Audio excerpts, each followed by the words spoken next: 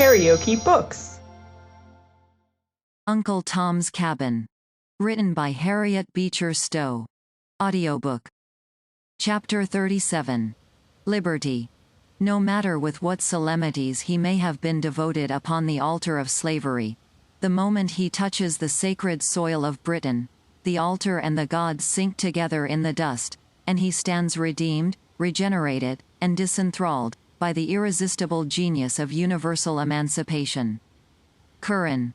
A while we must leave Tom in the hands of his persecutors, while we turn to pursue the fortunes of George and his wife, whom we left in friendly hands, in a farmhouse on the roadside. Tom Loker we left groaning and toozling in a most immaculately clean Quaker bed, under the motherly supervision of Aunt Dorcas, who found him to the full as tractable a patient as a sick bison. Imagine a tall, dignified, spiritual woman, whose clear muslin cap shades waves of silvery hair, parted on a broad, clear forehead, which overarches thoughtful gray eyes. A snowy handkerchief of lace crepe is folded neatly across her bosom. Her glossy brown silk dress rustles peacefully, as she glides up and down the chamber. "The devil," says Tom Loker, giving a great throw to the bedclothes.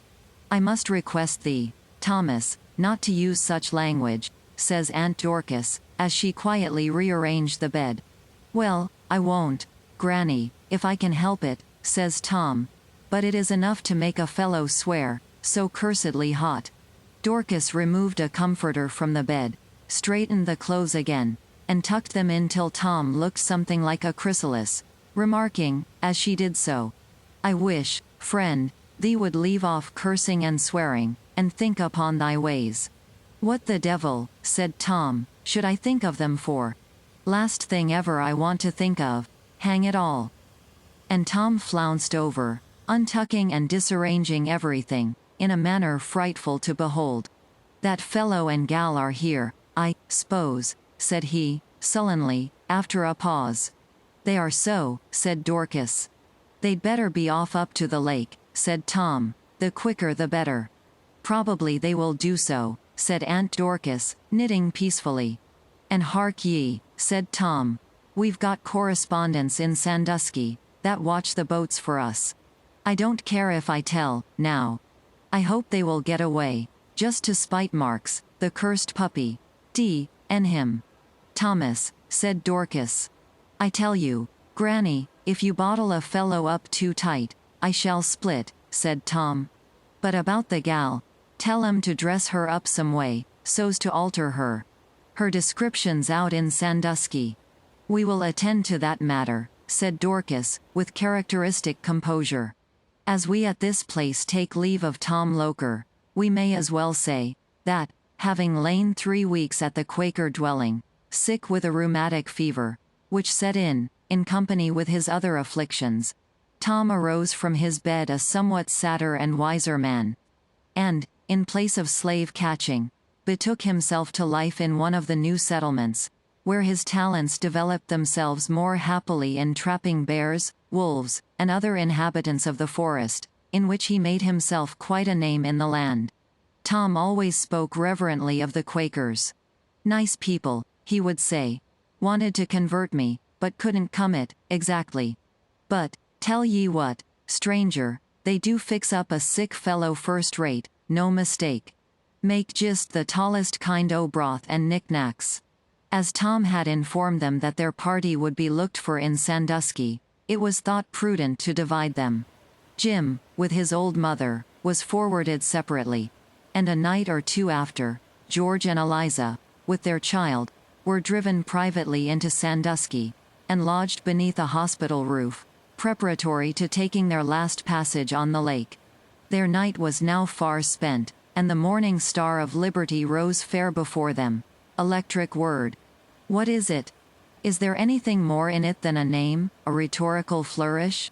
Why, men and women of America, does your heart's blood thrill at that word, for which your fathers bled, and your braver mothers were willing that their noblest and best should die? Is there anything in it glorious and dear for a nation, that is not also glorious and dear for a man? What is freedom to a nation, but freedom to the individuals in it? What is freedom to that young man, who sits there, with his arms folded over his broad chest, the tint of African blood in his cheek, its dark fires in his eyes? What is freedom to George Harris? To your fathers, freedom was the right of a nation to be a nation.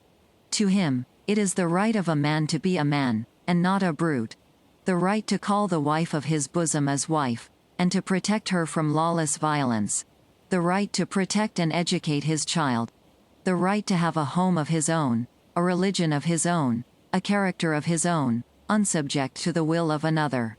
All these thoughts were rolling and seething in George's breast, as he was pensively leaning his head on his hand, watching his wife, as she was adapting to her slender and pretty form the articles of man's attire, in which it was deemed safest she should make her escape. "Now for it," said she, as she stood before the glass, and shook down her silky abundance of black curly hair. "I say, George, it's almost a pity, isn't it?" she said, as she held up some of it, playfully. "Pity it's all got to come off?" George smiled sadly, and made no answer. Eliza turned to the glass, and the scissors glittered as one long lock after another was detached from her head. "There, now, that'll do," she said, taking up a hairbrush. "Now for a few fancy touches. There, and I a pretty young fellow," she said, turning around to her husband, laughing and blushing at the same time.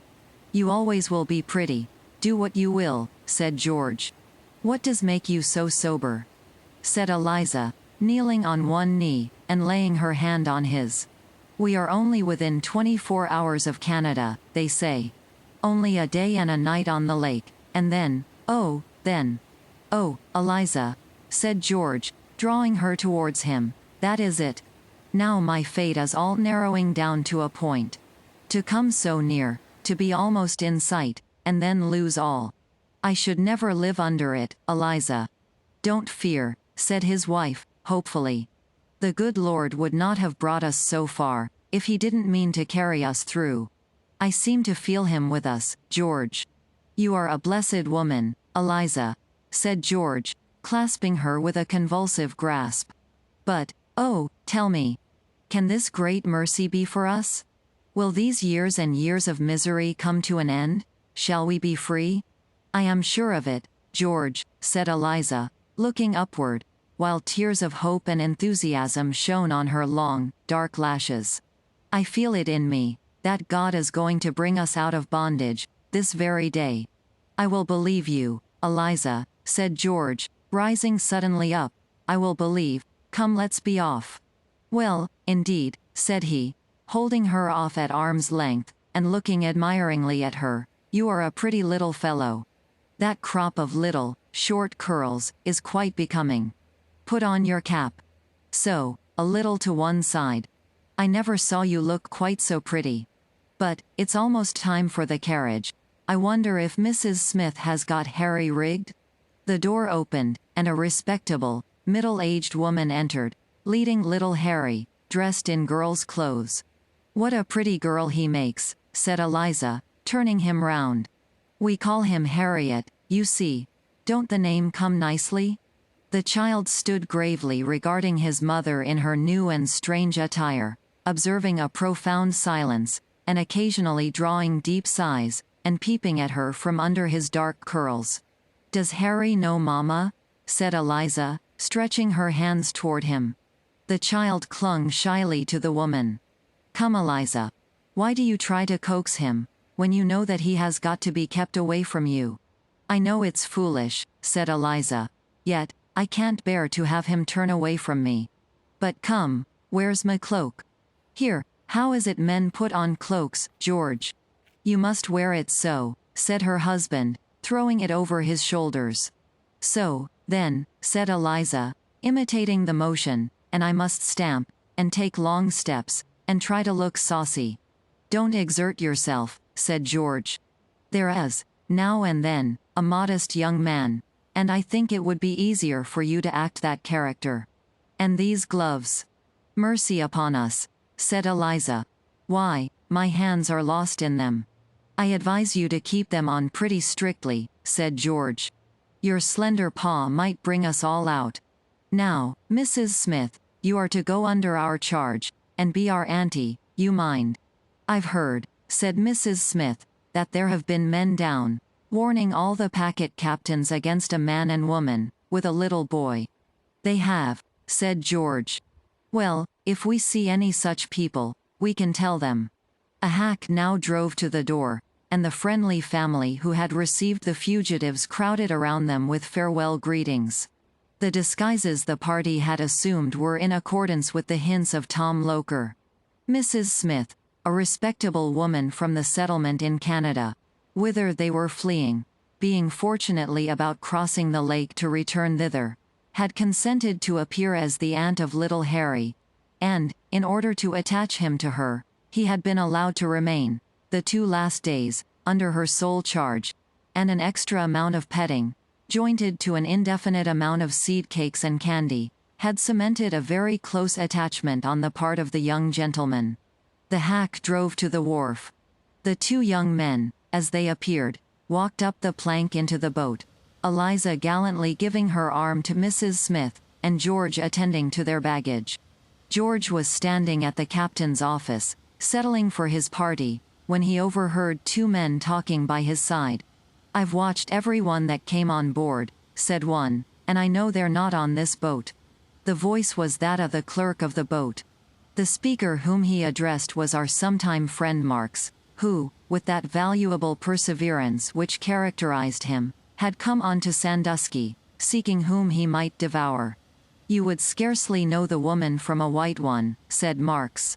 The man is a very light mulatto. He has a brand in one of his hands. The hand with which George was taking the tickets and change trembled a little, but he turned coolly around, fixed an unconcerned glance on the face of the speaker, and walked leisurely toward another part of the boat, where Eliza stood waiting for him. Mrs. Smith, with little Harry, sought the seclusion of the ladies' cabin, where the dark beauty of the supposed little girl drew many flattering comments from the passengers. George had the satisfaction, as the bell rang out its farewell peal, to see Marks walk down the plank to the shore, and drew a long sigh of relief, when the boat had put a returnless distance between them. It was a superb day. The blue waves of Lake Erie danced, rippling and sparkling, in the sunlight. A fresh breeze blew from the shore, and the lordly boat plowed her way right gallantly onward. Oh, what an untold world there is in one human heart! Who thought, as George walked calmly up and down the deck of the steamer, with his shy companion at his side, of all that was burning in his bosom? The mighty good that seemed approaching seemed too good, too fair, even to be a reality, and he felt a jealous dread, every moment of the day, that something would rise to snatch it from him. But the boat swept on. Hours fleeted, and, at last, clear and full rose the blessed English shores. Shores charmed by a mighty spell, with one touch to dissolve every incantation of slavery, no matter in what language pronounced, or by what national power confirmed. George and his wife stood arm in arm, as the boat neared the small town of Amherstburg, in Canada. His breath grew thick and short. A mist gathered before his eyes. He silently pressed the little hand that lay trembling on his arm. The bell rang. The boat stopped. Scarcely seeing what he did, he looked out his baggage, and gathered his little party. The little company were landed on the shore. They stood still till the boat had cleared, and then, with tears and embracings, the husband and wife, with their wondering child in their arms, knelt down and lifted up their hearts to God. Tea was something like the burst from death to life. From the grave's cerements to the robes of heaven. From sin's dominion, and from passion's strife, to the pure freedom of a soul forgiven, where all the bonds of death and hell are riven, and mortal puts on immortality. When mercy's hand hath turned the golden key, and mercy's voice hath said, "Rejoice, thy soul is free." The little party were soon guided, by Mrs. Smith, to the hospitable abode of a good missionary, whom Christian charity has placed here as a shepherd to the outcast and wandering, who are constantly finding an asylum on this shore. Who can speak the blessedness of that first day of freedom? Is not the sense of liberty a higher and a finer one than any of the five? To move, speak and breathe, go out and come in unwatched, and free from danger. Who can speak the blessings of that rest which comes down on the free man's pillow, under laws which ensure to him the rights that God has given to man? How fair and precious to that mother was that sleeping child's face, endeared by the memory of 1,000 dangers. How impossible was it to sleep, in the exuberant possession of such blessedness. And yet, these two had not 1 acre of ground, not a roof that they could call their own. They had spent their all, to the last dollar. They had nothing more than the birds of the air, or the flowers of the field, yet they could not sleep for joy. Oh, ye who take freedom from man, with what words shall ye answer it to God? KaraokeBooks.